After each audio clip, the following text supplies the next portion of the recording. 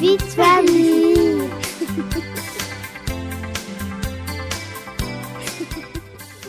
Bonjour, bienvenue à tous dans Vie de famille, qui vous est présenté par Stéphanie Léger. À l'heure où l'on décrit les citoyens français comme étant personnels, égoïstes, repliés sur soi et peu aimables, certaines initiatives faisant appel à la générosité rencontrent un vif succès. Pourquoi ? Comment expliquer l'adhésion inconditionnelle et le succès de ces sites internet mettant en lien des personnes pour accomplir un service gratuit ? Pour répondre à cette question, nous sommes allés à la rencontre de l'un d'entre eux et de sa créatrice. Il s'agit de Welp et de Marie Trépose. Welp qui a été créé en mars 2015 par vous-même, donc Marie. Bonjour, vous avez 43 ans, vous êtes mariée et vous avez 4 enfants. Et vous êtes donc aux manettes de cette toute nouvelle petite start-up qui s'appelle Welp. Nous avons aussi le plaisir d'accueillir Valentine. Bonjour Valentine. Alors vous êtes une jeune femme, donc vous avez 24 ans et vous habitez Paris. Et vous avez déjà utilisé Welp, donc ce site d'entraide gratuite entre particuliers. Et vous allez donc nous raconter comment cela s'est passé pour vous. Comment vous avez connu Welp et qu'est-ce qui vous a poussé à l'utiliser? Alors du coup, moi, en fait, c'était il y a quelques mois maintenant, je dirais peut-être en décembre dernier. J'ai vu passer en fait une annonce. Alors, il faut savoir que là, nous sommes en avril 2016, d'accord? J'ai vu passer en fait une publicité sur Facebook avec un fond qui avait attiré ma curiosité. Du coup, je suis allée sur le site et en fait, il y a une carte des annonces qui est assez bien faite. C'est géolocalisé. Donc moi, j'habite dans le 14e arrondissement et je me suis retrouvée avec une vingtaine de propositions. D'un côté, des gens qui proposaient leur aide et de l'autre, des gens qui avaient besoin d'aide. Donc du coup, en fait, j'ai décidé de créer mon compte et de créer moi-même des annonces. Alors vous, quel était votre besoin? Est-ce que vous étiez demandeuse d'un service ou est-ce que vous étiez en proposition d'offrir vos services? Alors moi, je demandais aucun service. En fait, c'était vraiment par curiosité. J'étais attirée par la nouveauté du concept. Et donc, j'ai proposé 3 services. Celui de coacher des jeunes qui passeraient des entretiens d'embauche pour des stages, de garder des animaux parce que j'ai pas d'animal de compagnie. Donc, je me suis dit, c'est l'occasion. Et éventuellement, aller rendre visite à des personnes isolées dans le 14e. Et moi, j'ai été plutôt chanceuse parce que à chaque fois, j'ai obtenu des personnes qui souhaitaient mon aide. Donc, j'ai pu welper à plusieurs reprises. Quelle est votre motivation en fait pour faire ça? Bon, je vois bien, vous avez été attiré par le côté c'est vrai, le site est très ludique, est très chouette, et très jeune, très dynamique. Mais votre motivation profonde? Donc ma motivation première, c'était encore une fois la curiosité. Après, pour vous donner un exemple très concret, aller visiter des personnes âgées et isolées, comme ça, de premier abord, c'est pas très sexy, ça donne pas forcément envie aux gens. Mais je peux vous dire qu'en l'ayant fait 2 fois, en ressortant à chaque fois, même si je gagne pas d'argent à faire ça, ça fait énormément de bien de donner de sa personne. Alors c'est peut-être niais, mais en tout cas, quand je suis sortie de là, j'étais très contente du moment que j'avais passé et ça fait du bien. Donc même pour la personne qui donne sans recevoir entre guillemets quelque chose en échange, il y a quand même quelque chose qui se passe et qui nous est profitable. Est-ce que dans votre famille ou est-ce que vous l'aviez fait avant de rendre service? Peut-être pas sous la forme d'un site internet, mais ou est-ce que c'était quelque chose, vous avez été habitué?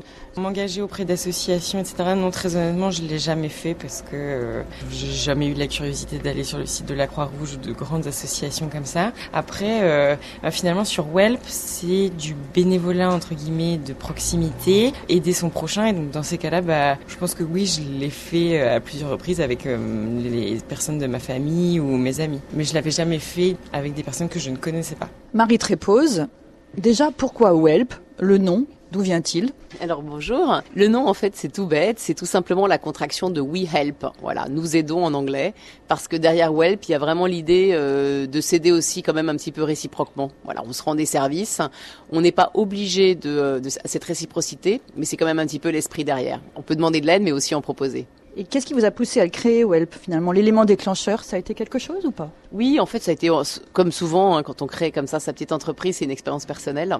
Et moi, en l'occurrence, c'était 2 choses. C'était d'une part ma fille de 15 ans qui avait envie de faire du bénévolat. Moi, j'en avais fait quand j'étais jeune. J'étais dans une école catholique et j'avais été voir des enfants handicapés. J'allais voir des enfants à l'hôpital. Et ma fille me dit, maman, j'aimerais bien faire comme toi. Et je lui dis, écoute, aucun problème, on va appeler l'hôpital Necker, on habite pas très loin. Et voilà, et en fait, il se trouve qu'en appelant l'hôpital, je réalise que ce n'est plus du tout comme autrefois et que maintenant, c'est quasiment impossible, quand on est mineur, de faire du bénévolat. parce qu'on vous oblige à passer par une association et l'association ne veut pas forcément de mineurs, toujours pour notre grand principe de précaution en France aujourd'hui. Je me suis dit c'est dommage parce qu'il y a quand même des valeurs qu'on a envie de transmettre à ces enfants, donc des valeurs de bienveillance, de solidarité. Et justement, voilà, cette idée a commencé un petit peu à germer dans ma tête. Et puis à ce moment-là, j'avais quitté mon entreprise précédente. Et je me suis dit, mais moi aussi, j'ai finalement envie de faire quelque chose pour les autres. Donc j'ai commencé à regarder sur des sites assez classiques de mise en relation de bénévoles avec des associations. Et assez vite, je me suis pas forcément reconnue dans ce type de bénévolat, parce que c'est pas toujours facile de s'engager de façon régulière et dans la durée. Voilà, on a souvent envie de le faire, mais dans la réalité, quand on a en l'occurrence comme moi, une famille nombreuse, un travail, c'est pas simple. Et voilà, et de fil en aiguille, je me suis dit, mais au fond, si j'arrivais à inventer un site internet qui mette en relation par des petites annonces géolocalisées, donc près de chez soi, d'un côté des personnes qui ont besoin d'aide, bénévoles, ou des associations aussi qui cherchent des bénévoles ponctuels, et de l'autre des personnes qui ont envie de donner un petit peu de leur temps, on réussira peut-être à faire changer les choses. Donc votre idée, si je comprends bien, c'est vraiment quelque chose de ponctuel et pas forcément qui est sur la durée. Donc vous avez compris qu'il y avait un besoin dans ce domaine-là, que les gens finalement avaient envie de se rendre service, mais de pas s'engager parce qu'ils n'ont pas forcément le temps. Oui, alors ça c'est très très vrai, et c'est intéressant parce que c'est particulièrement vrai chez les jeunes, effectivement, qui sont en plus dans cette notion de zapping. C'est-à-dire que c'est pas qu'ils n'ont pas forcément envie de s'engager dans la durée, mais c'est surtout qu'ils ont envie de faire des choses différentes d'une fois sur l'autre. Donc avec Welp, c'est vrai qu'on peut par exemple, une semaine vous allez aller voir une personne âgée dans une maison de retraite et jouer aux cartes avec elle.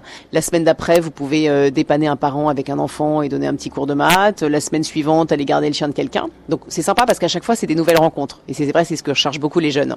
Mais ce qui est aussi intéressant, c'est que cette tendance de fond, elle est aussi vraie chez les seniors.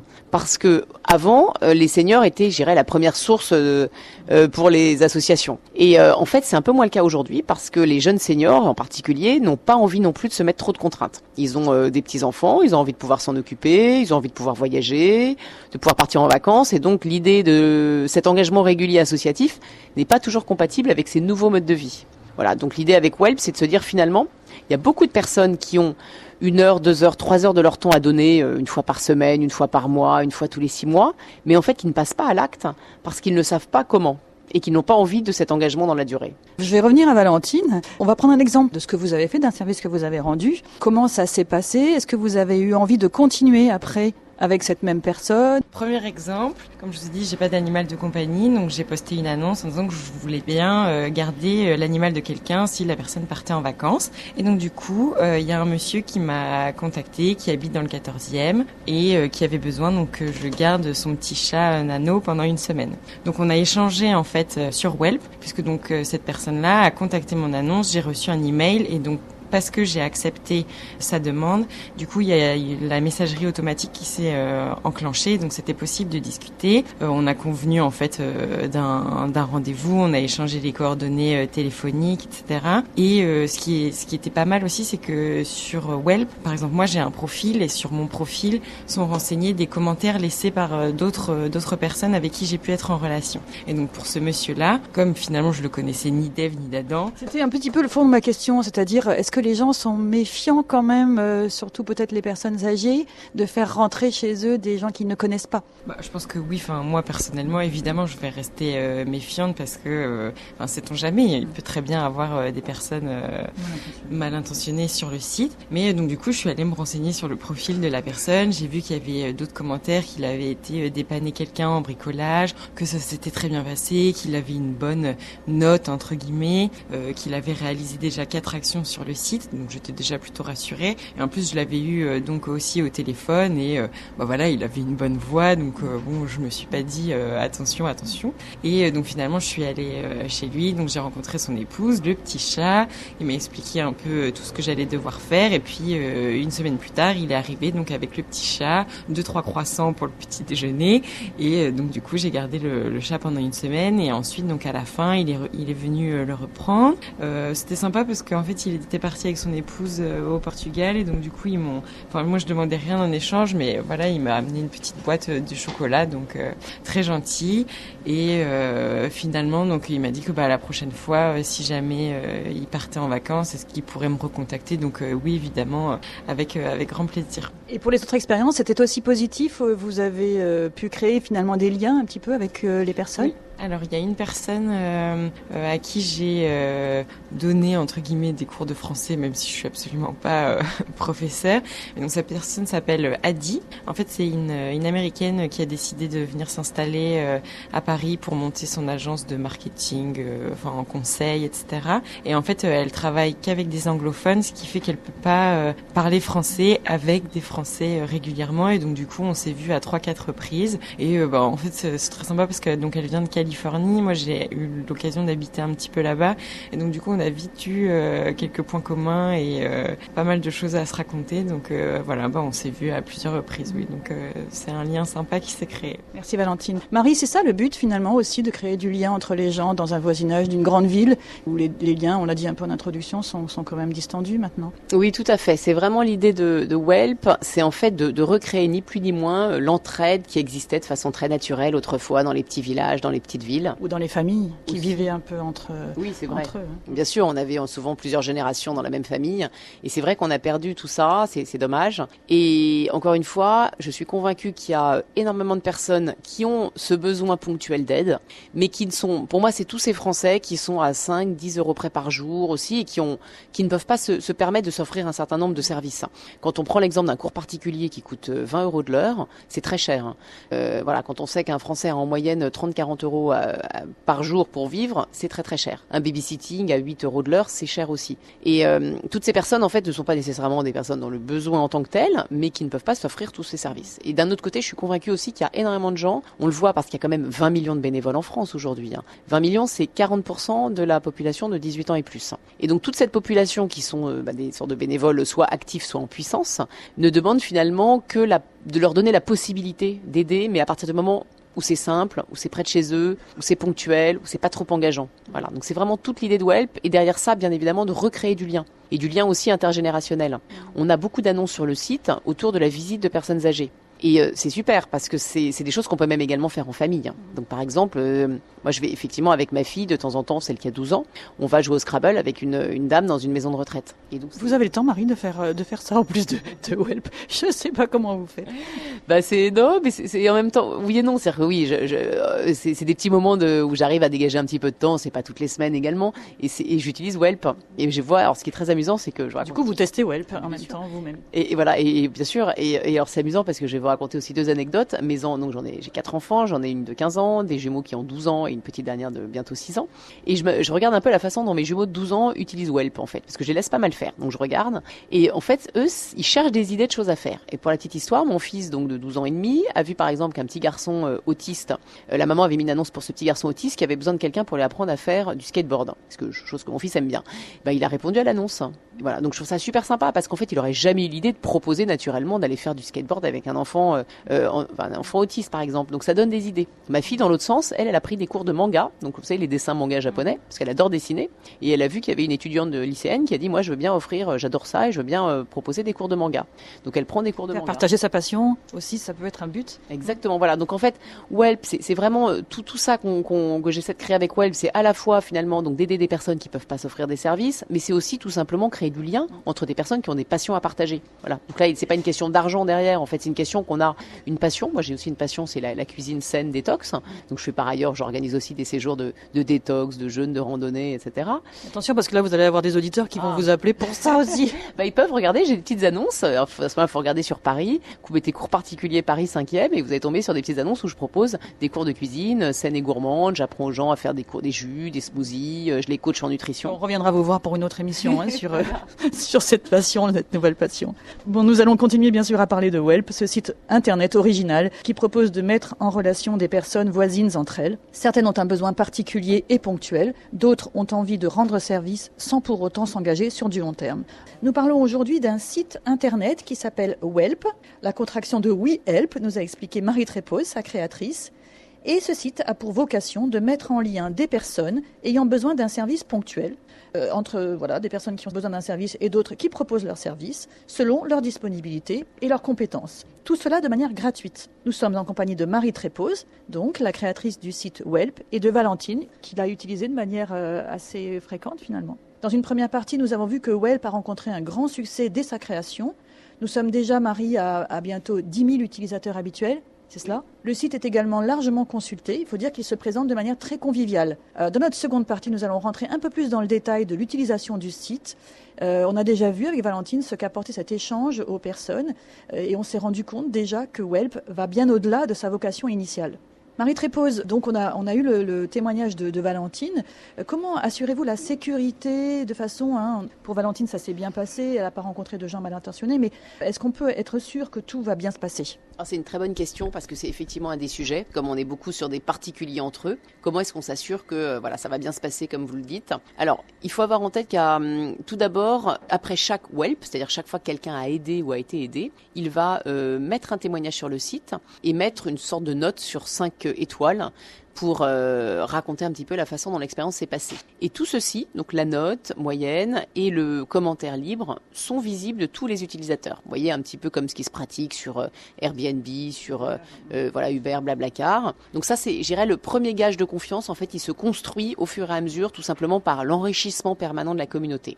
Alors après, par ailleurs, on a également, nous, une modération des annonces. Donc dans mon équipe, tous les matins, on regarde, on lit toutes les annonces qui ont été publiées la veille et on n'hésite pas à en supprimer si on en trouve qui sont pas dans l'esprit Welp. On va également contacter la personne qui a mis l'annonce si c'est pas très clair. Un utilisateur Welp, donc qui n'est pas nous, peut également nous signaler toute annonce qu'il va trouver un petit peu bizarre et toute conversation déplacée. Donc à tout moment, il va avoir un petit bouton qui est signalé cette annonce. Et également, il peut nous informer. Donc tout de suite, nous, on va réagir. Et enfin, on a aussi mis en place, ça c'est un petit peu plus ludique, des systèmes de badge de Welper. Donc vous pouvez aller de Welper, nouveau Welper, Welper du dimanche, Welper aguerri, super Welper. Et donc plus vous mettez d'informations sur vous, plus vous avez fait de Welp, plus vous avez de commentaires, plus vous avez une bonne note, si je puis dire, vous montez entre guillemets dans le parcours Welp. Donc ça, on peut aussi imaginer quelqu'un va se dire, moi je préfère pas pour l'instant passer par un nouveau Welper, même s'il faut aussi quand même quelquefois faire confiance aux nouveaux, mais je préférais pour cette action par exemple un Welper aguerri ou un super Welper. Alors, vous gérez combien d'annonces comme ça tous les jours ? Alors en tout, on en a à peu près un peu plus de 3000 sur le site, on va dire qu'on en a une quinzaine à peu près nouvelles par jour.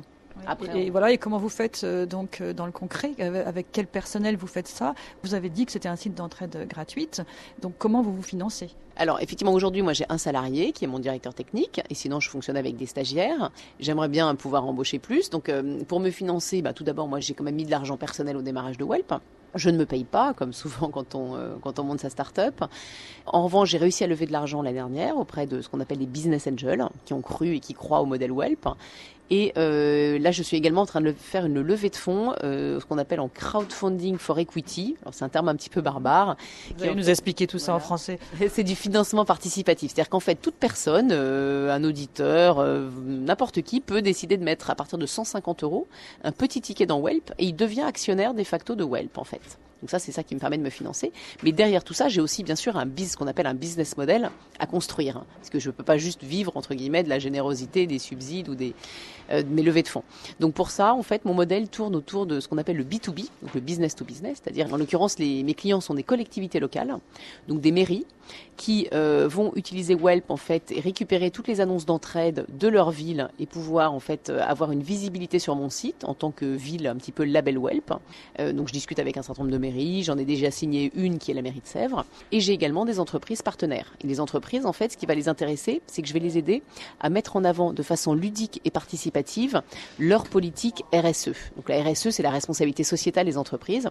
Et souvent, les entreprises font des choses, vous savez, sur un plan social. Elles financent des associations, elles financent des actions. Mais les salariés estiment eux-mêmes qu'ils sont rarement impliqués et rarement au courant. Et donc, en fait, avec Welp, je vais les aider à rendre cette RSE beaucoup plus ludique et participative et donc me faire payer pour cette prestation.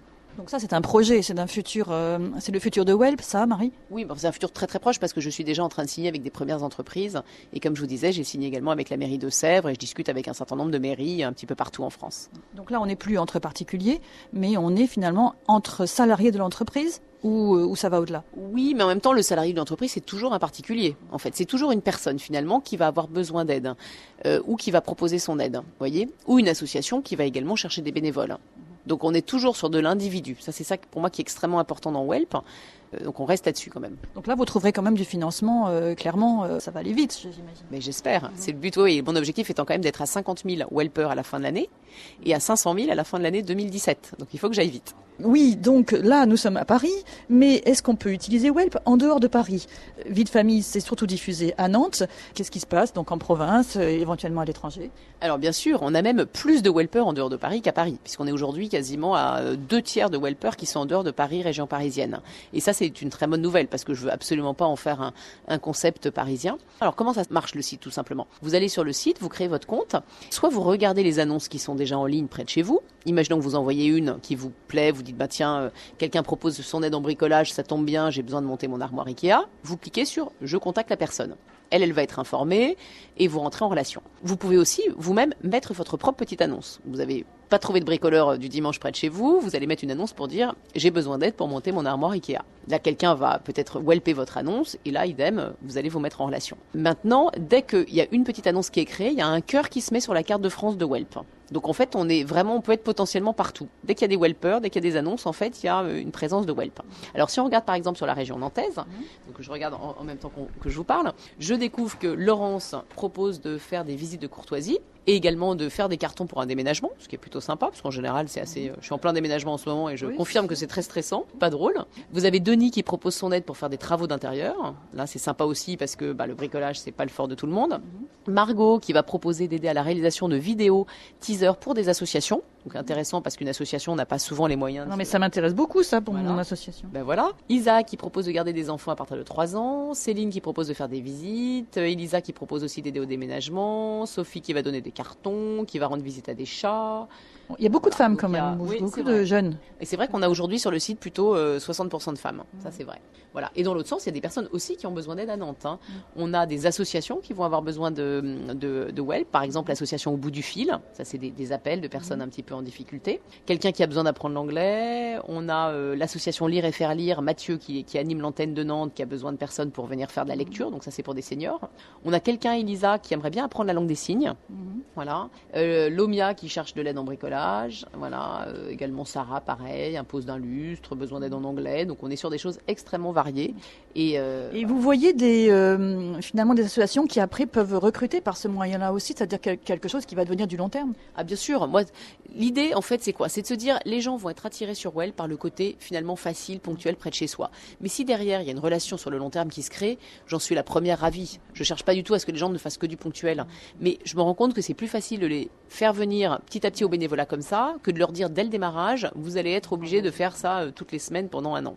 Donc c'est derrière à l'association d'être maligne et de faire les choses bien pour que le bénévole qui sera venu 1 fois, 2 fois ait envie en fait de continuer. Qu'est-ce que cet engouement finalement pour Welp? Est-ce que ça vous a surpris, vous, quand vous l'avez créé? Vous vous attendiez à ça? Et qu'est-ce que ça veut dire? Ah, écoutez, oui, parce que je suis quelqu'un qui est extrêmement optimiste. Donc, dès le démarrage, j'étais convaincue que ça allait prendre. Parce qu'en fait, quand j'ai eu cette idée, j'en ai discuté avec un ami qui est devenu aussi mon associé dans le projet. En fait, ça nous est apparu vite comme une espèce d'évidence. Et moi, je fais beaucoup confiance à mon intuition et aux choses qui semblent finalement très simples. Voilà. Alors après, j'ai à peu près 20 ans de marketing avant.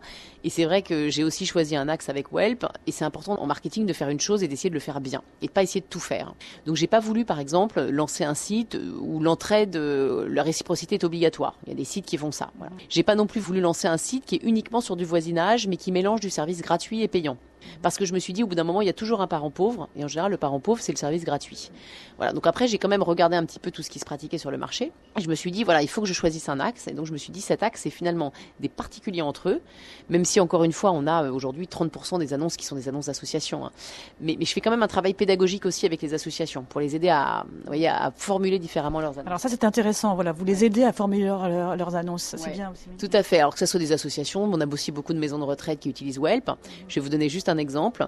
Plutôt que de mettre une annonce générique du type « La maison du parc a besoin de 10 bénévoles à l'année pour voir nos résidents », où sincèrement vous n'avez pas très envie de cliquer, on va dire que Jacqueline a besoin d'un partenaire de Scrabble, que Paul, 88 ans, aimerait bien quelqu'un qui vient jouer aux cartes avec lui, que Jean aime bien la lecture. Et en fait, on se rend compte que ça fonctionne beaucoup mieux parce qu'on a de l'humain derrière. On a des vrais gens qui attendent la rencontre. Avec personnaliser l'annonce. Exactement. Et c'est tout bête. Hein. Au final, c'est la même idée. C'est de faire venir des personnes dans des maisons de retraite ou dans des associations. On a pareil si on fait ça avec du soutien scolaire. C'est plutôt qu'une annonce générique. C'est Paul, 13 ans, qui a besoin d'un peu d'aide en maths. Mais Puis les gens font une découverte finalement. Ils ont une curiosité, un peu comme Valentine qui disait qu'elle avait été attirée par le site Welp et que ça avait attisé sa curiosité. C'est ça que je trouve intéressant. Par ce petit côté sympathique, ludique, on peut créer des grandes choses. Bien sûr, tout à fait. Non, c'est vraiment toute l'idée en fait. C'est des petites choses et en fait on crée des super rencontres. On a des très jolis témoignages. D'ailleurs, il y a une page témoignages sur Welp. Quand on est sur la homepage, qu'on descend un petit peu, on peut cliquer sur voir tous les témoignages et vous allez voir vraiment des gens qui racontent leurs histoires avec Welp. Il y a des très très jolies histoires qui sont en train de s'écrire. On a même eu une rencontre qui s'est terminée un peu façon mythique, en rencontre amoureuse. Voilà, formidable. C'est vrai conte de fées. Voilà. C'est une très bonne conclusion. Merci beaucoup de nous avoir donné tous ces beaux témoignages. Merci Valentine d'avoir vous aussi témoigné de votre expérience réussie de Welp et de ce que cela vous a apporté. C'était très très fort. Merci Marie d'être venue dans Vie de famille nous parler de votre dernier enfant, votre petit 5e Welp, si je peux me permettre. Nous pouvons peut-être conclure en disant que Welp constitue une grande famille solidaire. Êtes-vous d'accord avec cette définition ? Nous sommes dans Vie de famille. Et à ce titre, votre plateforme s'inscrit tout naturellement et de manière moderne, actuelle, connectée dans notre émission. Pour terminer, je voulais juste dire, Marie, que vous nous rappeliez le mode d'emploi. Je vais donc sur le site qui est Welp, alors welp.fr.